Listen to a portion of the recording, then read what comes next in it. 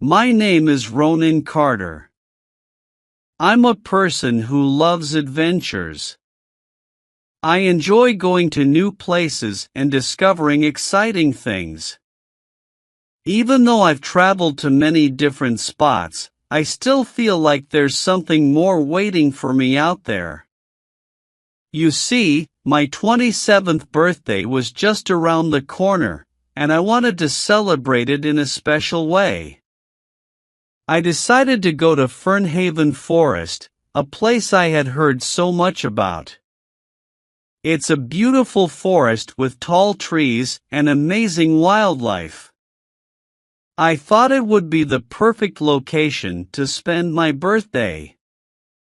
I have this passion for capturing moments, especially when it comes to nature. I love taking photos of the wildlife, birds, flowers, and maybe even some animals if I'm lucky. So, I pack my camera, some snacks, and my adventurous spirit, ready to explore Fernhaven Forest and make memories on my special day. As I ventured into the heart of the forest, the air was filled with the sounds of rustling leaves and the chirping of birds. The sunlight peeked through the branches, creating a magical atmosphere. After wandering through Fernhaven Forest for a while, I realized it was time to set up camp for the night. Since I'm an adventurous guy, I always like to be prepared. So, I brought along a little something extra for my journey, a gun, just in case I encountered any wild animals. I found a nice spot, cleared away some leaves and branches, and set up my tent. The sun was setting, and the forest was slowly turning dark. I gathered some twigs and started a small fire. I brought some food to cook, and soon the delicious aroma filled the air. I decided to save the exploring for the next day since I was feeling a bit tired. As I sat by the fire, enjoying my simple meal, I felt the peacefulness of the forests around me. When night fell, I crawled into my tent and closed my eyes. However, my peaceful sleep was interrupted by a mysterious voice. At first, it was faint and unclear. I couldn't quite make out what was being said. But then, the voice became clearer. A girl was speaking. "This food is so tasty. I haven't eaten it for so many years." I jolted awake, sitting up in my tent. I looked around, but I couldn't see anyone. The voice seemed to be coming from the bushes nearby. I cautiously stepped out, peering into the darkness. The bushes rustled as if someone had been there. I checked my food, only to find it completely gone. It seemed the mystery girl, whose voice I had heard, had enjoyed my meal. Curiosity filled my mind as I wondered who this girl could be and why she was in the forest. The next day arrived, but I didn't sleep well. The voice of the mystery girl from the previous night kept echoing in my mind. I was here to explore the wildlife, but now I had an added mission, to find the mystery girl. I started my day with excitement, ready to capture the beauty of Fernhaven Forest. I took photos of vibrant flowers, a playful rabbit, and colorful birds that hopped from tree to tree. The forest was alive with the wonders of nature. As the day unfolded, I kept my eyes peeled for any sign of the mystery girl. I explored every corner, but she remained elusive. Night fell once again, and this time, I had a plan. I cooked a delicious meal and deliberately left it outside, hoping to attract the mystery girl. I pretended to be asleep in my tent, listening intently. Suddenly, her voice echoed again, "This man is so dumb. He leaves the food outside every day. But it is good for me. Enjoying some cooked food after so many years." I jumped up, determined to catch a glimpse of the mystery girl. I rushed outside, but to my surprise, there was no girl to be seen. Instead, I noticed the back part of an animal disappearing into the bushes.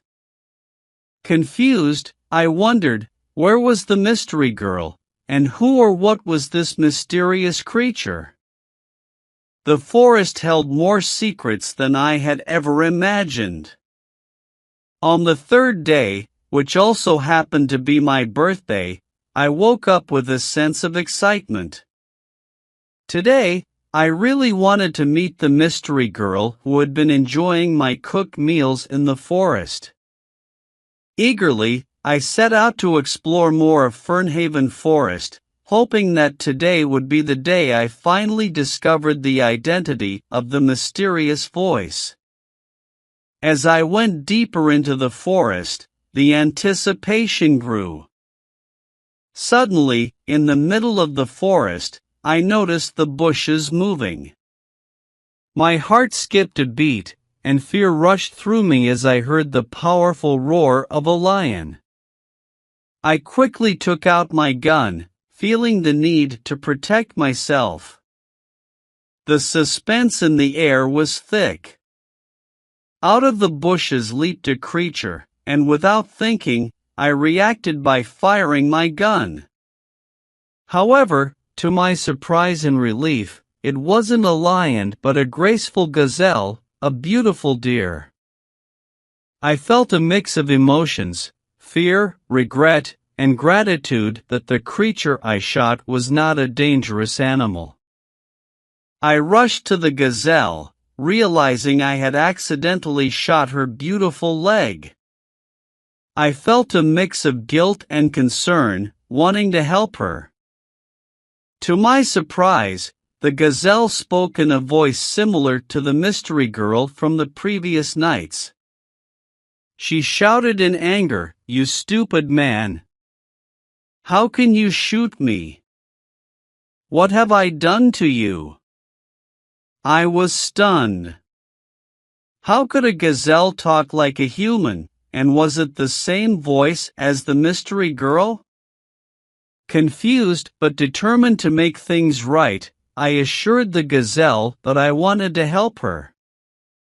Surprisingly, the gazelle, still angry and in pain, reluctantly accepted my offer.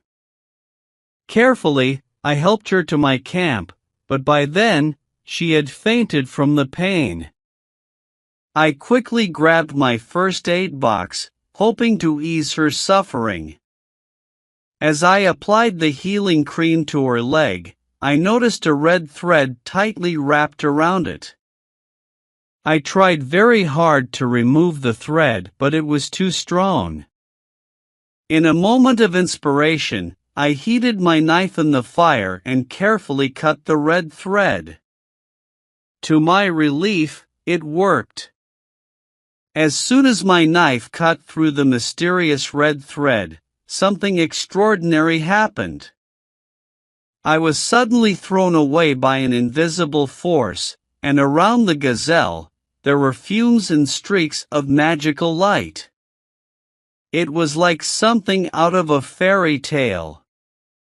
As I picked myself up from the ground, I couldn't believe my eyes. The gazelle was transforming right before me, and the magical scene unfolded. The beautiful creature was turning into a young woman. I was shocked, my eyes wide with amazement. It turned out the gazelle was not just any gazelle, she was a magical being in disguise. The woman had brown, flowing hair and the most beautiful brown eyes. She wore a stunning white dress that sparkled in the moonlight. She looked like a fairy from the stories I heard as a child. I stood there in awe, trying to comprehend the magical transformation that had just taken place. I cautiously approached the Gazelle woman, who was now awake. She looked very thin and seemed just as surprised as I was about the magical transformation. Her fingers brushed through her hair, and she touched her body, almost as if to reassure herself that she was human again. Filled with happiness that I'd played a part in her return to her original form, I went near her and asked, "Who are you?" The Gazelle woman, instead of answering, hugged me happily. She expressed her gratitude, saying, "Thank you so much. Because of you, I am human again. I have been suffering for so many years, but you freed me from the evil spell." I smiled, feeling a warm connection with this magical being. I held her hand in mine and said, "I am glad I could help you. But tell me, who are you? How did you become a gazelle? Tell me everything." I was eager to unravel the mystery that had brought us together and discover the extraordinary story of the Gazelle woman. Nyla, the Gazelle woman, began to share her heartbreaking story with me. She revealed that she lived 100 years ago with her family. At the age of 19, she faced something terrifying. A man, named Victor, who was 40 years old, became obsessed with her and wanted to marry her. Nyla, however, refused his proposal. Victor's obsession turned him into a monster. He followed Nyla everywhere, creating problems for her and her family. Fearing for her safety, Nyla stopped going out of the house. One dreadful day, Victor broke into her home and committed a horrific act. He killed her entire family right in front of her eyes. He coldly stated that he wanted her to feel the pain of losing loved ones. Victor was a true psycho. Nyla, devastated and broken, begged Victor to end her life as well. But he had a different plan. He gave her a drink, claiming it was poison that would end her suffering. Little did she know, it was an evil cursed drink. As Nyla drank it, she fainted. Victor then took a white thread, soaked it in his own blood, and tied it tightly around Nyla's leg. When Nyla woke up, she discovered the horrifying truth: she was no longer human. The cursed drink had transformed her into a gazelle, and the red thread bound to her leg sealed her fate. Victor's cruel act condemned her to live in the forest, cursed and unable to age, for all these years. As Nyla finished her story, a heavy silence hung in the air, filled with the pain of her past. Hearing Nyla's heartbreaking story, I couldn't help but feel a deep sense of sorrow for her. I told her that maybe now, after all these years, she could live her life freely. However, Nyla refused, expressing that she couldn't step out of the forest. Living in the outside world would be difficult for her. She believed it would be hard to explain her unique identity, and she feared that nobody would believe her extraordinary story. Respecting Nyla's decision, I assured her that I understood. I shared my plans with her, saying that I was going to stay for one more week in the forest. After that, I would return to my family and my normal life. but I promised Nyla that I would help her as much as possible. I planned to visit her regularly, bringing clothes, food, and anything else she might need. Nyla looked at me with gratitude and said, "Thank you so much. You are a very good human being. I owe my life to you." In that moment, I realized that even though I couldn't undo the past, I could make a positive impact on Nyla's present and future. On that special day, I decided to cook a delicious feast for Nyla, celebrating not only her newfound freedom but also my own birthday. As I shared the news with her, she was genuinely happy to hear about it. We sat together, enjoying the aroma of the food and the warmth of the campfire. I showed Nyla the photos I had taken of the wildlife during my explorations, and her eyes lit up with delight. She expressed curiosity about the present world and its human beings. Eager to share, I opened up about my life, my family, and my career. I explained how the world had changed since her time. In return, Nyla shared the details of her past life and family. It was a moment of connection and understanding, making it one of the best days in the forest. Inspired by the joyful atmosphere, I had an idea. I thought Nyla should experience a song from the modern world. I played a beautiful song, and to my surprise, she burst into laughter, questioning the kind of songs we make now.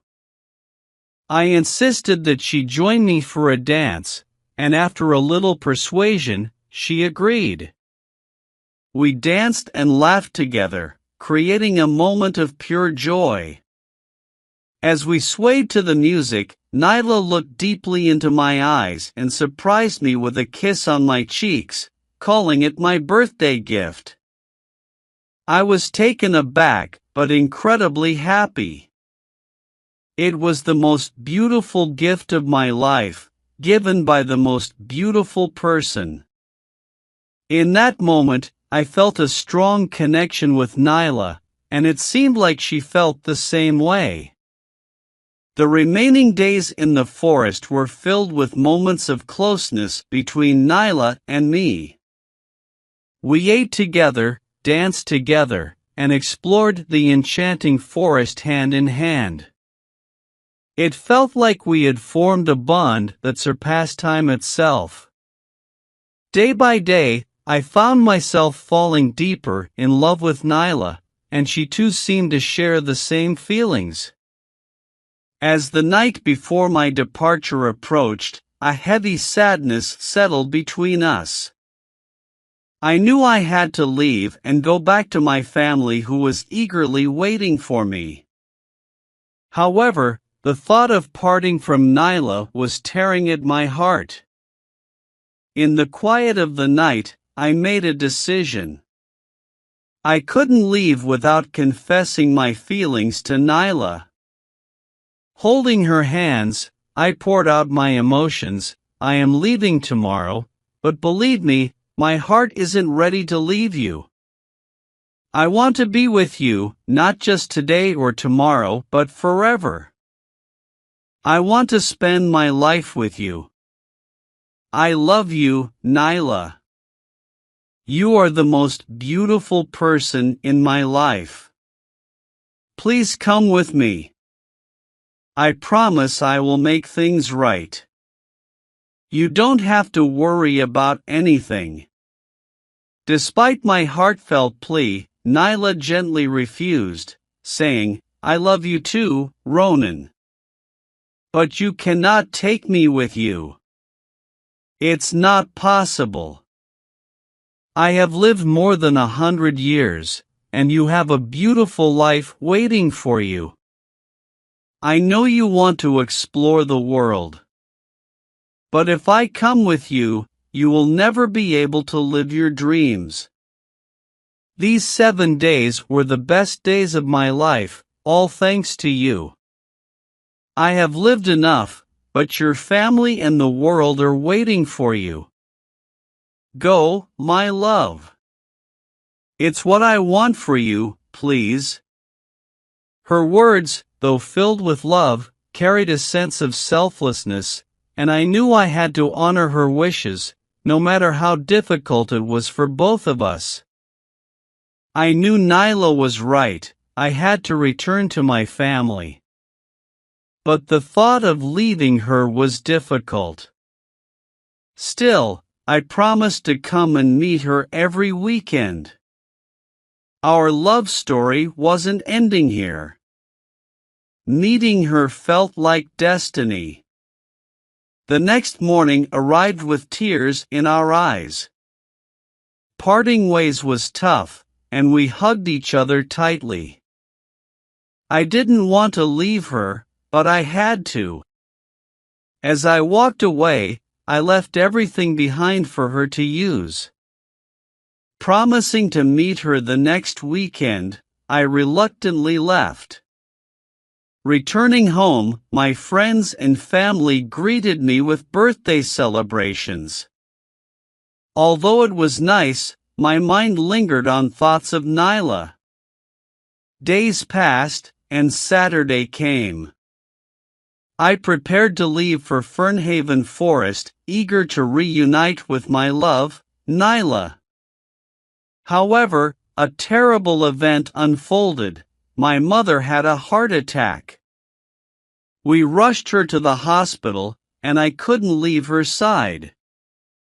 I stayed with my mother throughout her recovery, which took almost a month. Once assured of her wellness, I finally left for Fernhaven Forest. Along the way, my thoughts were consumed by the anticipation of reuniting with Nyla. When I arrived, I found the tent empty. I searched everywhere for Nyla but couldn't find her. I stayed for a week, but she didn't return. I was devastated, wondering if she gave up on me, if something happened to her, or if she had moved to a new place. What happened to my love, Nyla? She came to me as a mystery and vanished just the same. Maybe destiny would lead me to her again.